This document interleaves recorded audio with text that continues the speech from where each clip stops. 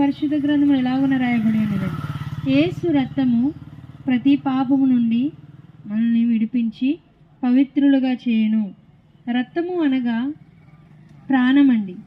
యేసు క్రీస్తు వారు మనం ప్రేమించి చేసిన పుణ్యకార్యమండి. మన పాపం నుండి మనకి విమోచనయు, మన అపరాధములకు క్షమాపణయు అనుగ్రహించట కొరకై లేఖనాల ప్రకారముగా ఆయన శిలువ మ్రాను మీద తన పరిశుద్ధ రక్తాన్ని మన కొరకు కార్చి ఉన్నాడండి.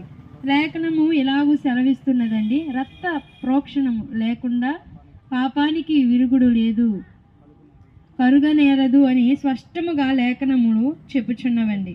కాబట్టి యేసు క్రీస్తు వారు మనల్ని ప్రేమించి లేఖనాల ప్రకారముగా మన అపరాధముల నిమిత్తం, మన దోషం నిమిత్తం ఆయన శిలువకు అప్పగించుకుని మరణించి సమాధి చేయబడి 3వ దినాన లేచినారు. మన దోషములు మన మీద మోపక ఆయనే